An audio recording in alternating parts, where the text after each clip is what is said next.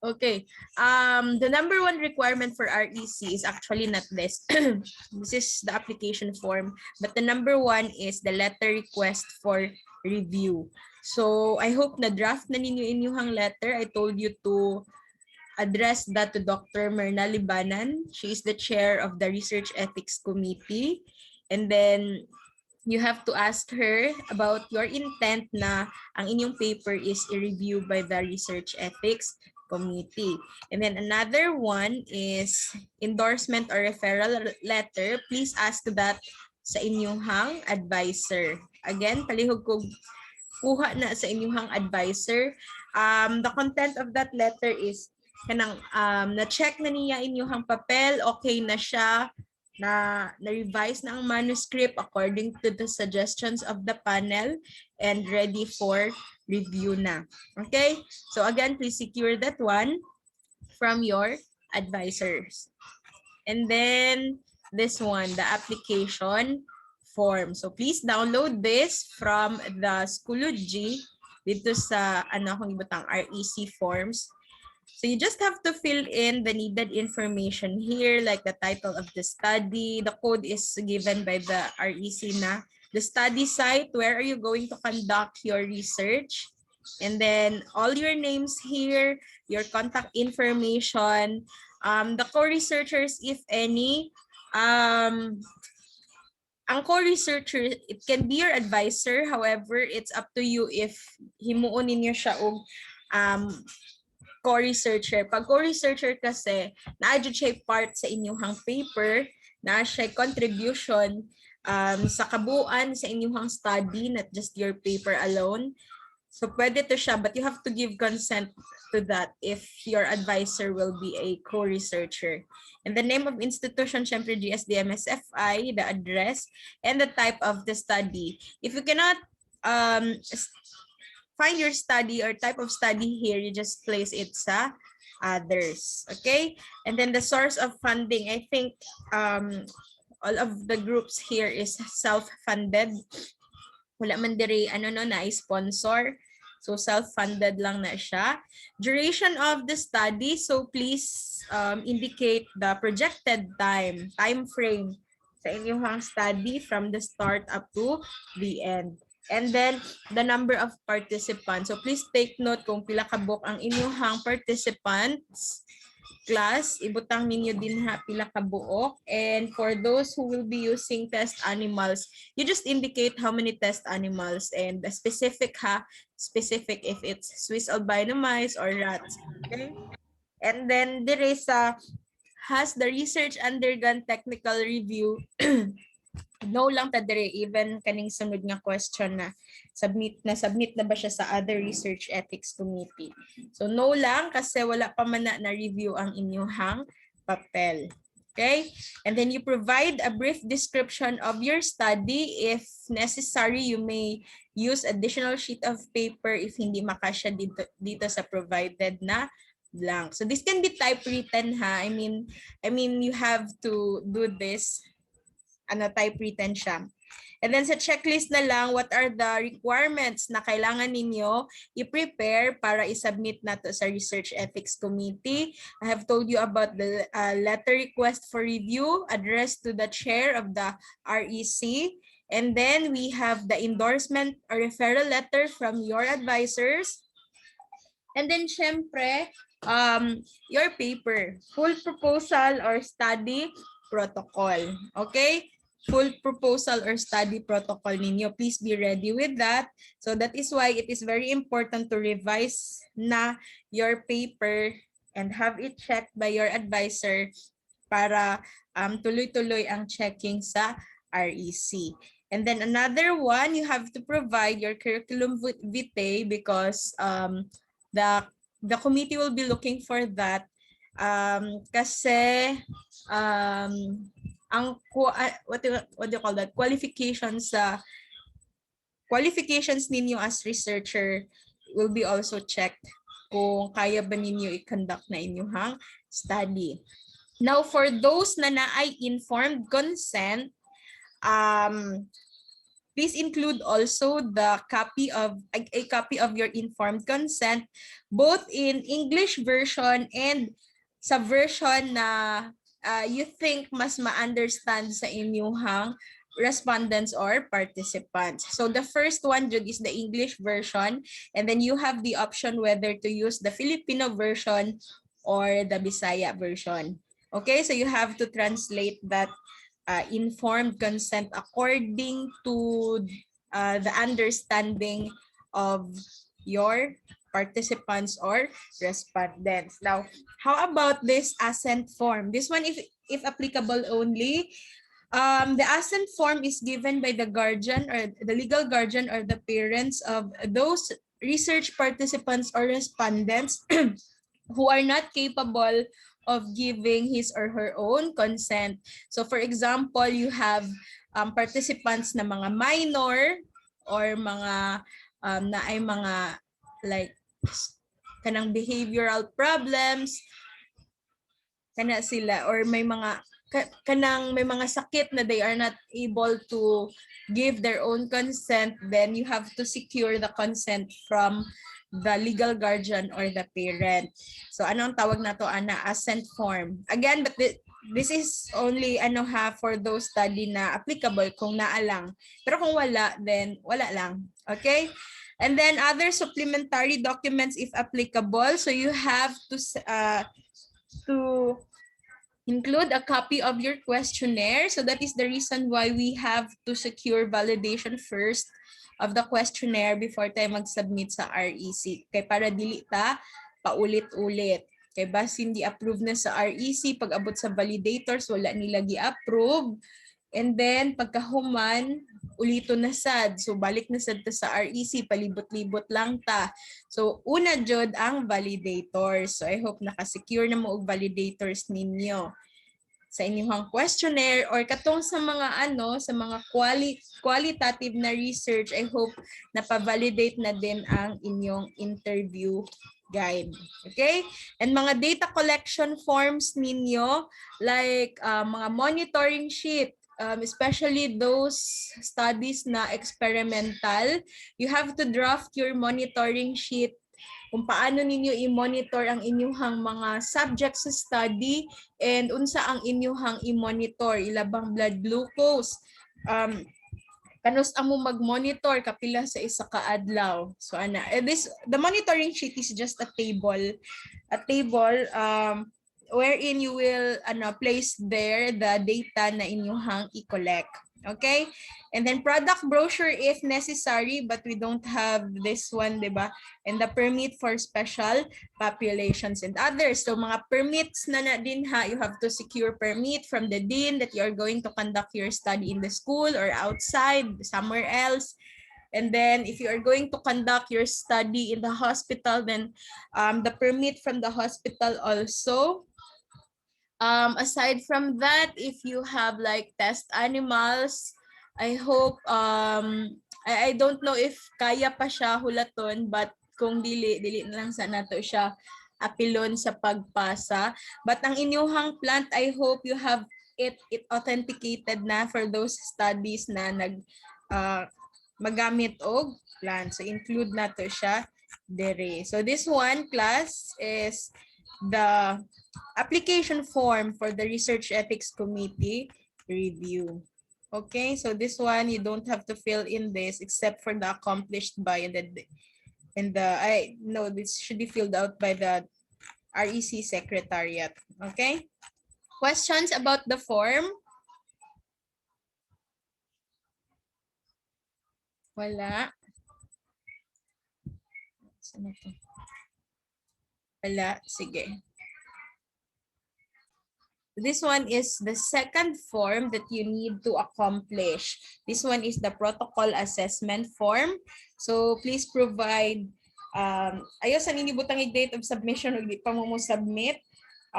If you are sure na makasubmit na mo, then that's the time you place the date of submission. And then we have the study title. The principal investigators are kamo as researchers. Type of review, this will be filled out by the REC if it's full or expedited na review. The primary reviewer, secondary reviewer, and conflict of interest will be filled out by the reviewers. So this one is actually a form that will be accomplished by both the researchers and the reviewers. That is why, as you can see in the instructions, there is an instruction for the principal investigator and also sa primary reviewer. So as researchers class, ang part na inyuhang i-fill in is this one. This part, kaninga part ay nakabutang to be filled out by the principal investigators. So kaninga part. Ang kaning reviewer comments, that will be filled out by the reviewer. So ang inyuhang i-fill out, you just have to check if yes, naa sa inyuhang study, and NA if it's not applicable sa inyuhang study. So if you have answered yes, then you have to provide the location of the specified assessment point. You have to provide the page number kung asa siya makita sa inyuhang study, and at the same time, aside from the page number, please provide also the paragraph number so that it will be easier and faster for the reviewer to review your paper. So what are the assessment points that they will be looking in your paper? So first, the scientific designs. They will be looking at your objectives, if it's specific, measurable, attainable, and reasonable. So sa objectives class, please provide the location of your statement of the problem or purpose of the study for the qualitative research here. So this one is very applicable to your study, so you have to provide the location. And then another one, the literature review. They will also be looking at your literature review if if it gives sufficient background information or results of the studies na prior to human experimentation, makasupply siya sa mga needed na mga information. And then the research design also, they will check that one if it's appropriate sa inyuhang study. Sampling design also, so that is why class na mag-review ta sa ato ang sampling design, mga sampling technique nato. Katong links nga ako ang gihatag sa inyo ha, it's actually about sampling technique. So please review that one. Let's see if the sampling design that you are going to utilize in your study is appropriate. The same thing with the sample size. I have given you also a link na, pero ano lang to siya, sample size na online calculator. So i-review din ang justification sa sample size na inyuhang ihatag. And then we have data analysis plan. I-review din nila if tama ba ang inyuhang gisulat din nga data analysis or statistical analysis. So kung tama ba na t-test, tama ba na ANOVA. So please check with that also. Though I will be reviewing also, mag-review po ta og statistics class sa midterm. Then we have inclusion, exclusion, and withdrawal criteria. If applicable in your study, like for example, sa inyong mga respondents or participants, you have like inclusion criteria before sila masali sa inyong study. So you have to provide the location kung asa nakabutang inyong either inclusion, exclusion, or withdrawal criteria. Okay, and then we also have conduct of the study, like the specimens, especially those with mga experimental na study. So you will be handling specimens there. Make sure that you have provided the process, the procedure or protocols for handling, storage, access, disposal, and terms of use of your specimens. And then yung qualifications of the researchers, this will be seen in the curriculum vitae. And then the duration of the study also, should be justified. I mean, dapat ano lang siya, appropriate lang siya sa study. Basig ang inyuhang study manggod is very lengthy. So dili siya maging appropriate sa given time nato. Do you have questions? Yes, ma'am. Yes. Ang quali, ma'am, no, mag-no lang doon sa specimen. Yeah. Thank you, ma'am. Okay. And then we have ethical consideration. So this is the most important thing since this is a research ethics review. The ethical considerations class, for those study na mag-conduct ng interview or magpa-answer, mag-survey using a questionnaire, pangitaon dyan na nilang protocol about voluntary participation. Kailangan nasulat gina ninyo dito sa inyong ethical consideration and even sa inyong informed consent na the participation of your respondents or participants is voluntary, dili siya pinugos, and then they have the freedom to withdraw anytime sa inyong study. And then, syempre, privacy and confidentiality.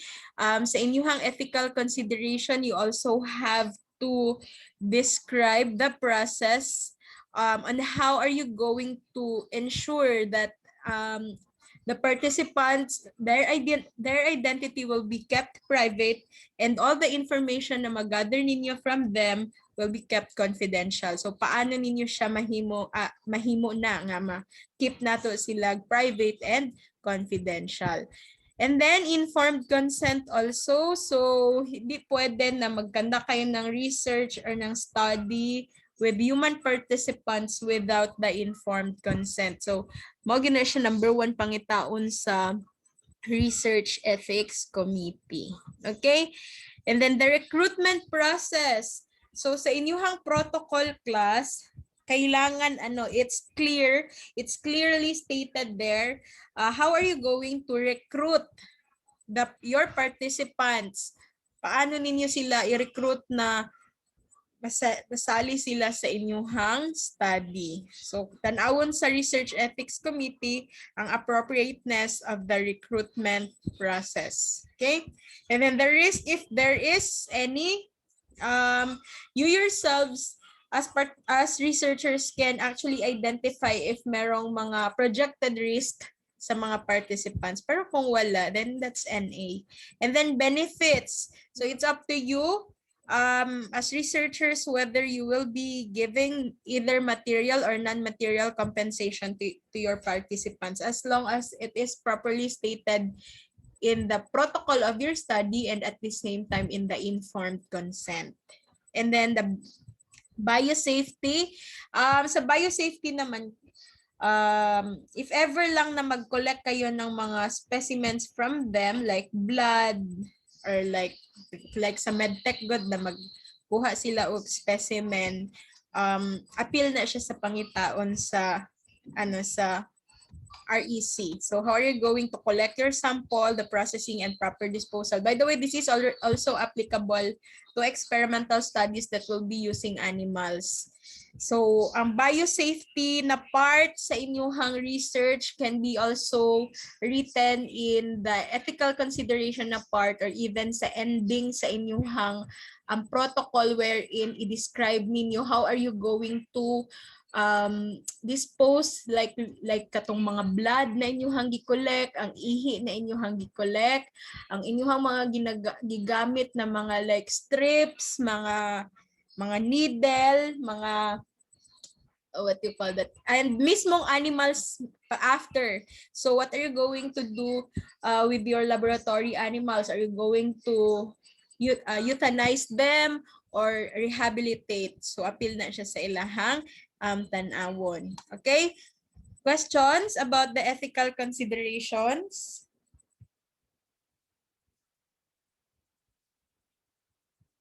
Wala? Yes, Rosel. Wala ma'am, na mali lang pindot. Okay. Sige, and then other ethical issues that will be reviewed in your paper. You're not feeling well also. I'm not feeling well also. Naunsa naman ni. Naunsa ni siya virtual takod-takod. I'm not feeling well also. Virtual hawa na din eh. Okay. Sige. So other ethical issues class that will be checked in your study. So the first one is plagiarism. So ang mga reviewers ani class kanang thoroughly your paper will be reviewed with plagiarism. So they will be using like softwares like Grammarly to check if pila ka percent sa inyong papel ang plagiarized. Nakuha? Pwede ba ingon ko sa inyo ha? Kailangan mo mag-rephrase and then you give proper citation to the author. So para iwas plagiarism. However, i-check gihapon na nila. Base na ay mga parts sa inyong study na copy-paste from like the website or the books. So they can check it. We have softwares na pwede gamiton. So kapag kakani mabagsak mo dinhi na maulit jud na inyong papel kay murag dili gud din nila na i-approve. So kamo sa inyong sarili kabalo mo if naay part sa inyong paper na plagiarized. So ano na siya na mga misrepresentation of others work or ideas, copy-paste from the original published work. Alihog ko og karon pa lang daan, rephrase na ta ha. Next, we have fabrication. Sa fabrication, class, kanini siyang magbuhat-buhat bitaw kag sarili nimong data, magbuhat-buhat kag sariling like related studies or literature. So I hope wala man pud na. And then we have falsification. So dapat no trace of purposefully misrepresenting the work to fit a model or theoretical expectation. Basig kanang inyo na nang gilahi-lahi din ha ang result sa study sa ubang tao para lang jud ma-fit in sa inyong ginapangita. Okay? Conflict of interest. I hope wala man pud tay conflict of interest, no? And then focus group participant discussion. This is for those na ang ilahang method of data gathering is focus group discussion. Pag focus group discussion man good class kanang pag i-interview ninyo ang inyong mga participants kay dili ninyo sila isa-isahon, you will do that as a group. So since nakabati ang tanan nga naa sa grupo, you have to secure also another consent form or another what do you call that, confidentiality form na there's an agreement among yourselves na whatever you hear sa group discussion will be kept confidential. So walay mag-divulge of information nga nadunggan nila during the discussion. And then deceit, no trace of deceit about the benefits and risk in the study. So if you have identified risk and you will be providing benefits, then you really have to inform your participants about that, and it should be clearly written in your informed consent as well as in your protocol. And then permission from organization or location. So mani akong ginaingon, now we cannot have the review sa REC if we cannot secure permission from the people that na kailangan mo hatag og kanang permit or mo allow sa atuan na mo conduct sa atuang study. And then authorship, this one is if you give your consent na mahimo ninyo co-researcher inyong advisor, then you have to sign among yourselves an agreement na your advisor is a co-author. Okay? Kanang naa siya dako nga part sa inyong research, whether in your paper, she has also given ideas na relevant sa inyong study and even in the conduct of your experiment. Pwede na siya himuon ninyo co-author sa inyong advisor. So, nganong importante man na siya nga kailangan i-secure ang agreement sa co-authorship kasi there will be times na if you will not be around, pwede man good nga ang inyong advisor ang mo-represent sa inyuha. So she will be bringing your paper and presenting your paper to anywhere. Depende kung asan na niya i-present in your absence. Kung naamoy agreement sa co-authorship. Okay? Questions, class? Here it's up to you. You have to talk with your advisor about the co-authorship. Questions? Sipon dyan ko. Diyan mag-iingon nga magtulo. Diyan ako fit on run. Wala questions? Okay. So this part will be filled by the reviewer. Whether your paper will be exempted from the review. This part is actually on the decision of the reviewer. Depende kung i-exempt nila or mas maayo kung approve na diretso. Or kung naabay minor or major revisions na required, isulat man na nila kung unsa ang ipa-revise. Ang dili na to gusto kani, disapproved. They will be stating the reasons for disapproval. Kaya mo balik yun sa uno ani pag i-disapprove ang inyong papel. Okay? So make sure class ha, ang plagiarism din ha, tarungan na ninyo. And then this one again is for the reviewer na. Questions? Wala.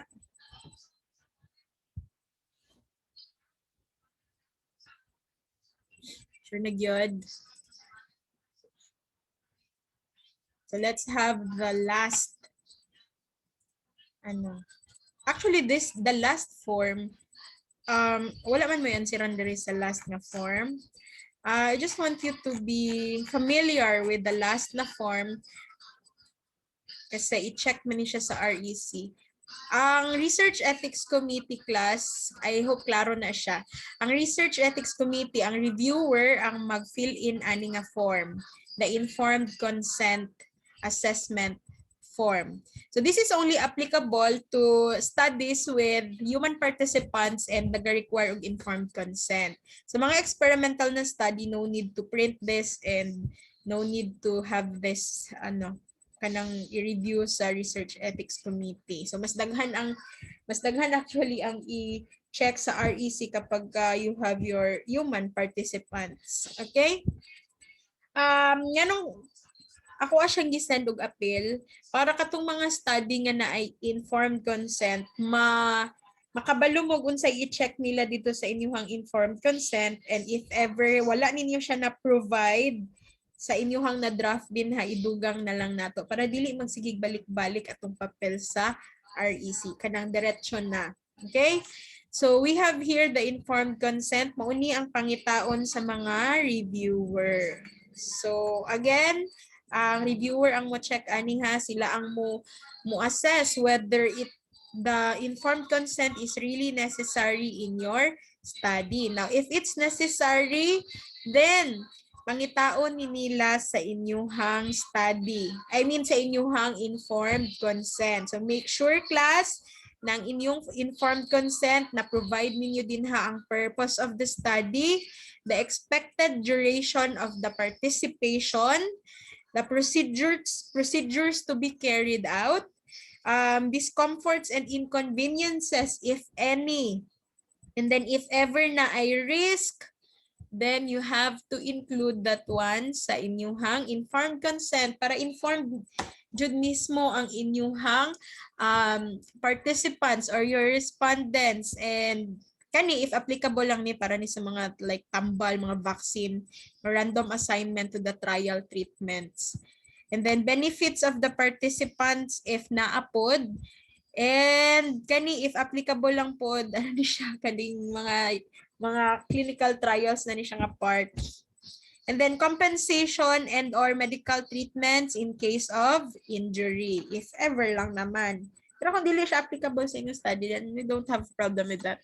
And then who to contact for pertinent questions and for assistance. Therefore, in your informed consent, you really have to provide contact details kung naay mga pangutan na inyong participants. And then you also have to provide provision about their kanang pwede sila mag-refuse to participate or pwede sila mag-withdraw sa ilahang participation. And then extent of confidentiality. So unsa ang mga information that will be kept confidential, and to what extent ang inyong secure nga confidentiality. And then i-check pod sa REC if your informed consent is written or presented in non-technical language na ma-understand sa inyong participants. That is why aside from the English version, you really have to provide another version with the language na easily understood by your participants. And then kani jud ang pinaka-importante kay ginapangita jud na siya pirmi kung naabay adequate process for ensuring that the consent is voluntary. So kaning do you have any concerns? This is actually to be filled out by the reviewer if they have concerns about your informed consent. So the same gihapon class ang mahimong recommendation nila whether to exempt your paper or your informed consent from the review or approve, or if ever they want to have like revisions whether minor or major sa inyong papel. So again, ang dili na to gusto kani. Okay? So have your informed consent checked by your advisors first before ta mo submit sa REC. Okay? By the way, ang inyong pagpa-check sa REC, as far as I can remember, it's 250 per kamo. I mean per researcher. So murag 750 or 1,000 kung upat mo kabuok. And according to the finance, i-charge daw siya sa inyong statement. Okay? So na bayad ang review class kay remember that ano baya kanang you are getting the time of the reviewers. Okay? Ano naman gud na siya, kailangan na siya karon sa mga studies ang research ethics committee. Okay?